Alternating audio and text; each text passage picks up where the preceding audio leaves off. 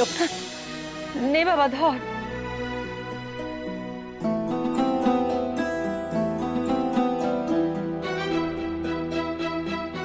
এ কি, তুমি বাইরে আসবে না? না, আমার তো এখনো জব শেষ হয়নি রে লোকনাথ। আর তুই এতক্ষণ দাঁড়িয়ে থাকবি তাই দিয়ে দিলাম। কিন্তু তুমি যদি বাইরে না আসো তুমি প্রণাম করবো কি করে?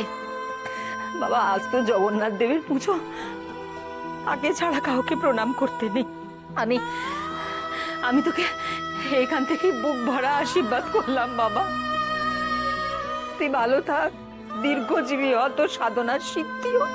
তোমার পুজো আর কতক্ষণ গো? মা তো রান্না করছে, মায়ের সঙ্গে তো কাউকে হাত লাগাতে হবে।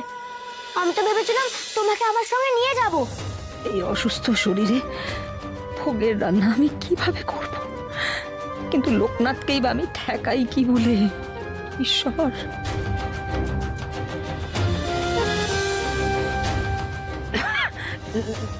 লোকনাথ, আর আর বলিস না বাবা, আজকে ওই উনুন ধরাতে গিয়ে পুরো বাঁ হাতটা পুড়িয়ে ফেলেছি।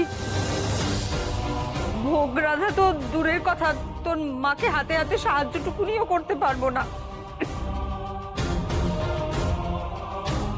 তুই বরঞ্চ অন্য কাউকে বল বাবা। হাত পুড়ে গেছে? ইস, তাই তো। তুমি রান্না করবে কি করে? তুমি কি ঠাকুরের ওখানেও একবার যাবে না? হাত থাকলেও যে সাধ্য নেই রে বাবা। আমার তো জব টপ করতে করতেই সন্ধে হয়ে যাবে। তুই আর দেরি করিস না, তুই যা বাবা। বেশ, তবে আমি আসি, পরে এসে তোমার সঙ্গে দেখা করে যাবো গো। শোন বাবা। কি গো গুরুমা? তুই আর তোর গুরুদেব কাল সকালেই রওনা হয়ে যাচ্ছিস তো? তাই তো ইচ্ছে আছে গো, কিন্তু মায়ের অনুমতি তো নিতে হবে, বলো।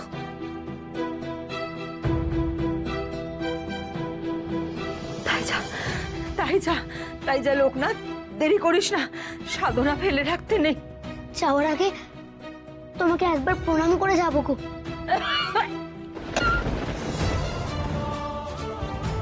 কাশির শব্দ শুনলাম যেন।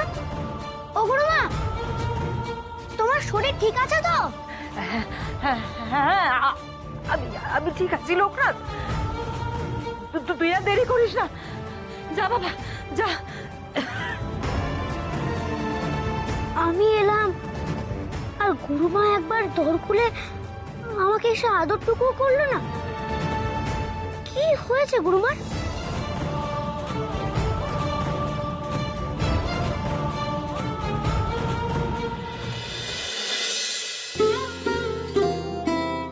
কই গো কমলা, লোকনাথ তো এখনো ওর বৌমাকে নিয়ে এলো না। এরপর তো রান্না বসাতে দেরি হয়ে যাবে। হ্যাঁ গো, আমিও তো সেটাই ভাবছি।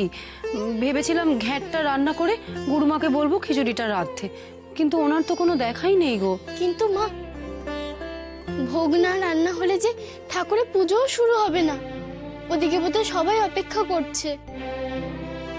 হ্যাঁ দিদি, তুমি বরং খিচুড়িটা বসিয়ে দাও, গুরুমা আসলে না হয় বাকিটুকু করে নেবে। মালতী ঠিকই বলেছে, দেরি হয়ে যাবে এবার। বেশ, অন্য মা চালটা ধুয়ে দে তো।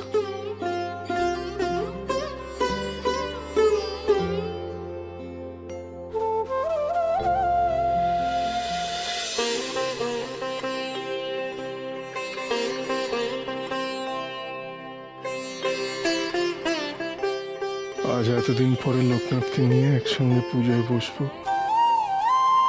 জানি এ সুখ ক্ষণিকের, তবু ছেলেটাকে একদণ্ড চোখের আড়াল করতে যেন মন চাইছে না। পুজো কখন শুরু হবে বাবা? হ্যাঁ রে, এই লোকনাথটা এলেই শুরু হবে। এই লোকনাথ এখন আসছে না কেন বলতো? দা ঠাকুর, আমি একবার গিয়ে দেখে আসবো।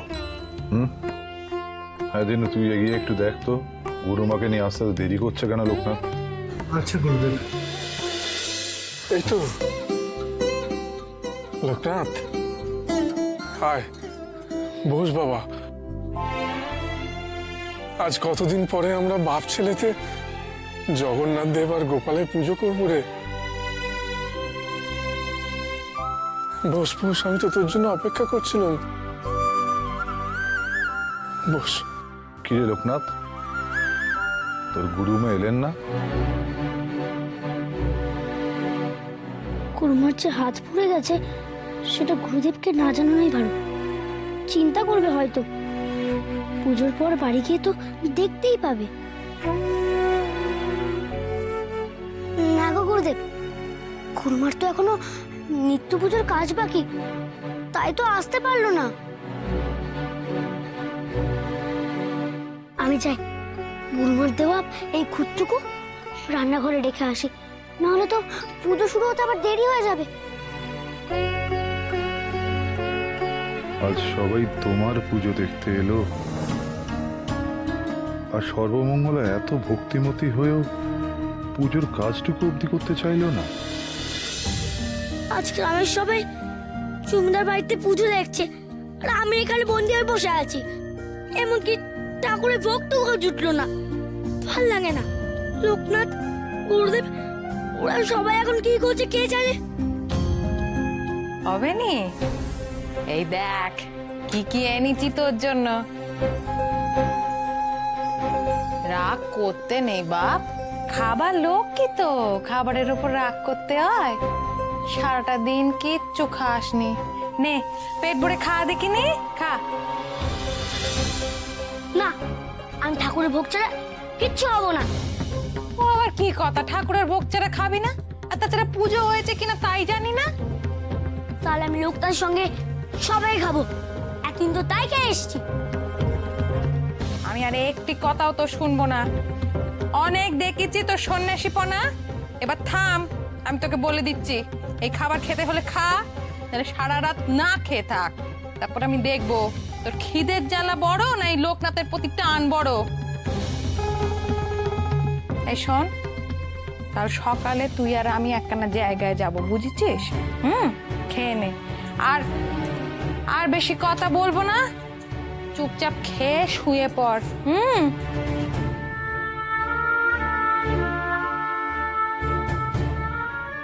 এক জায়গায় যাবো মানে কোথায় যাব? মাকে এবার লোকনাথের হাত থেকে বাঁচানোর জন্য এই গা থেকে দূরে সরিয়ে দেবে? গুরুমার যদি হাত পুড়ে যায় তাহলে রান্না কি করে করবে বলো তো? সে কি? আরে সেই জন্যই উনি সকাল থেকে আসেন, না হলে তুই এসছিস শুনে উনি কখনো না এসে থাকতে পারেন?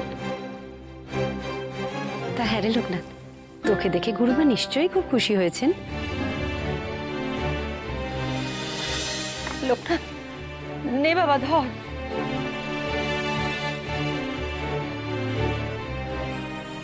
এ কি, তুমি বাইরে আসবে না?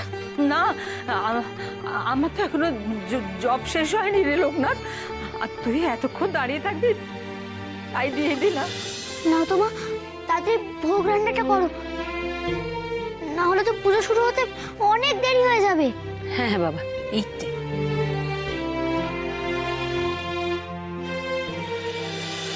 কই গো সাবিত্রী, আসুন আসুন। এই তো, এই দেখো ঘটক মশাই এসে গেছেন। নমস্কার নমস্কার।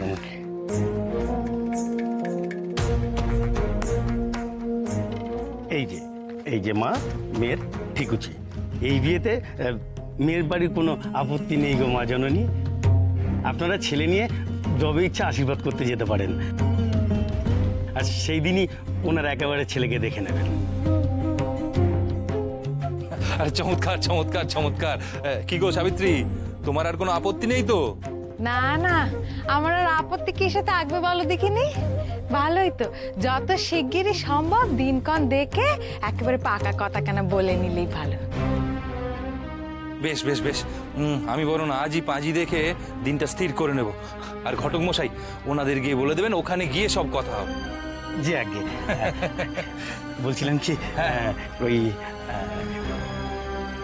ও দেখেছেন দেখেছেন, এই নিন এই নিন এই নিন। না ওই পেনাম।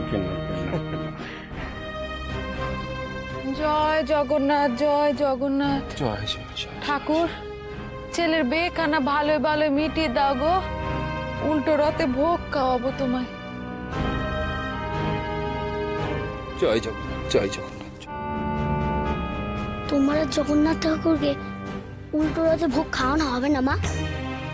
আজ তুমি ঠাকুরকে ভোগের চাল দাওনি, তাই ঠাকুর তোমার কথা কিছুতেই শুনবে না।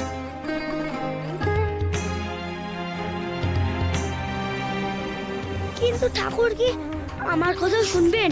আমাকে যে বিয়ের আগে পালাতেই হবে এখান থেকে, যেমন করে হোক। এবার কি করে পালাই? ওরে লোকনাথ রে, আমার কষ্ট কি তুই দেখতে পাচ্ছিস না ভাই? উদ্ধার কর না আমাকে এখান থেকে।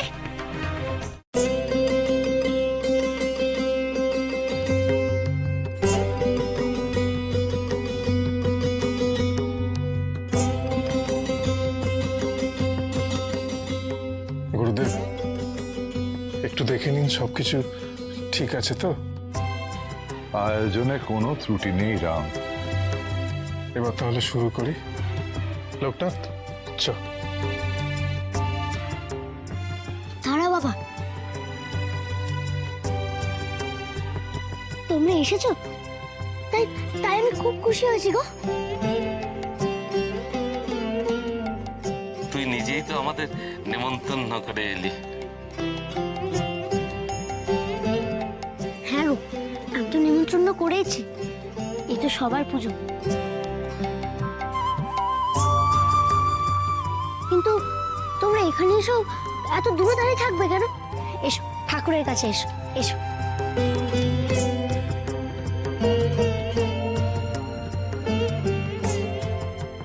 রাম, পুজো শুরু করো। চ।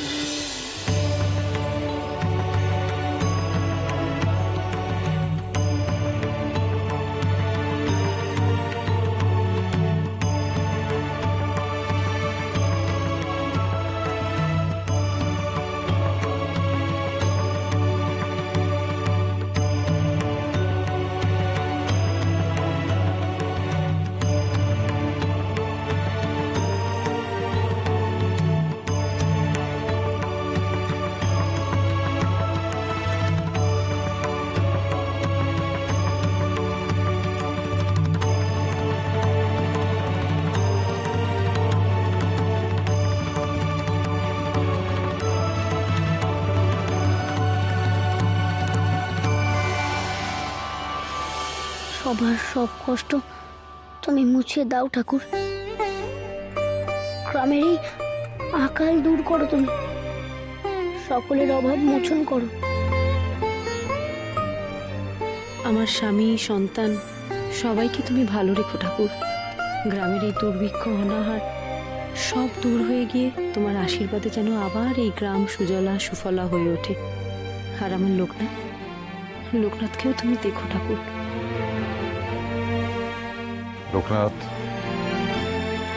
এবার মনের সমস্ত ভক্তি দিয়ে জগন্নাথ দেব আর গোপালের আরতি কর।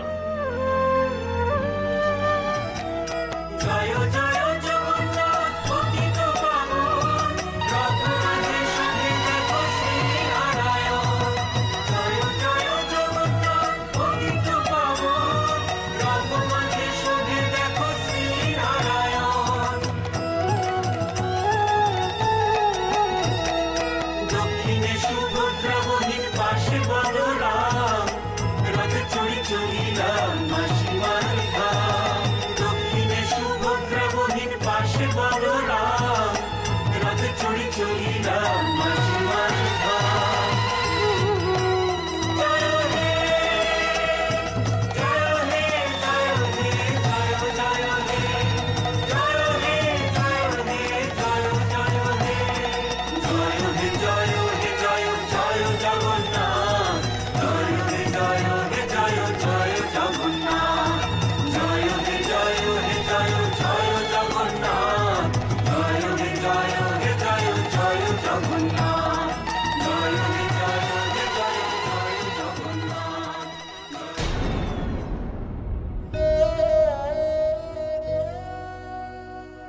কি বাবা, তুমি কাঁদছো কেন? কি হয়েছে তোমার? কাঁদছি না রে, এই জল তো আনন্দের রে। আজ কতদিন পরে তোর সঙ্গে জগন্নাথ দেব গোপালের পুজো করতে পারলাম রে। আজ তো আমার বড় খুশির দিন রে। হয়তো হয়তো জগন্নাথ দেবের মনে এই ইচ্ছেটাই ছিল রে।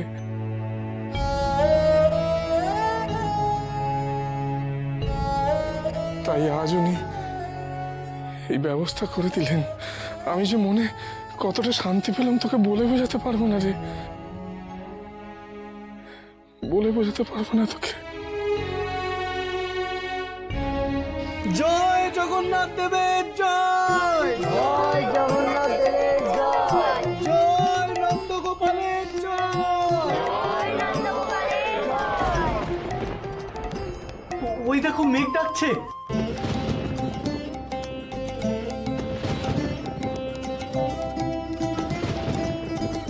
আমার মনে হয় এবার বৃষ্টি আসবে, গ্রামের আকাল বোধহয় এবার দূর হবে।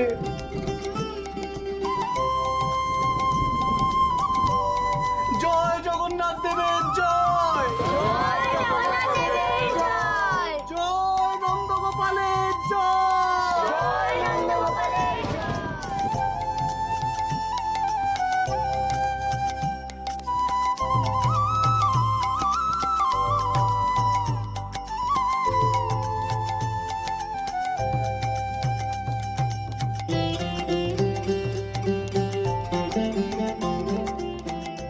তোমরা সবাই ভালো করে খেও, পেট ভরে খেও গো।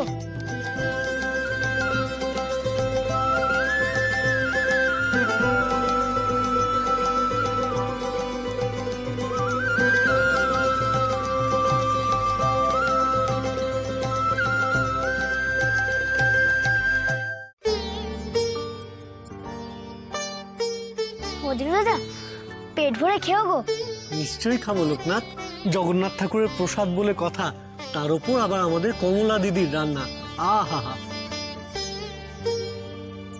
লোকনাথ, আমরা তাহলে আসি। ওমা, তোমরা খাবে না?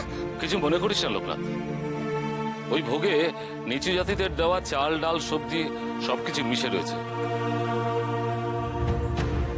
ওই প্রসাদ মুখে তুললে আমাদের জাত চলে যাবে। তোর কথায় পুজো দেখতে এসেছিলাম, ঠাকুর প্রণাম হয়ে গেছে, এবার আমাদের চলে যাওয়াই ভালো। চলো গো সবাই। না গো, তোমরা যাতে নিচু জাত বলছো না, তারা যদি রথের দড়ি না টানতো তাহলে যে রথ এগোতে পারতো না। তাহলে কিসের এত রাগ? প্রসাদ মানে তো ঈশ্বরের আশীর্বাদে আমরা যেটা পেয়েছি, এর মধ্যে তো কোনো জাত বিভেদ মিশে থাকতে পারে না। প্রসাদকে অসম্মান করা মানে ঈশ্বরকে অস্বীকার করা। তোমরা কি ঈশ্বরকে অস্বীকার করতে চাও?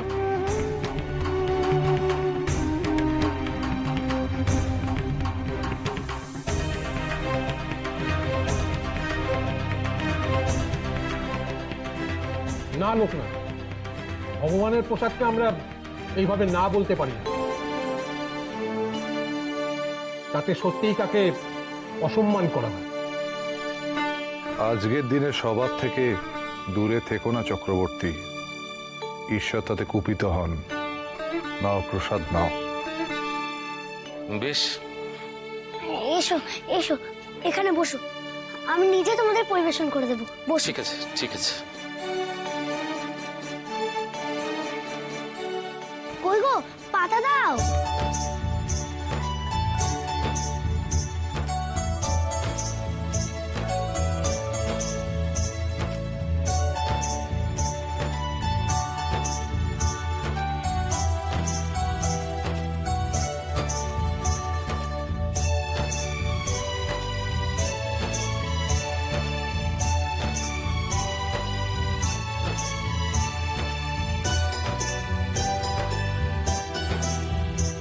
আমি জানতাম আমার লোকনাথই পারবে গ্রামে ফিরে এসে এই জাতপাতের বিভেদ দূর করতে।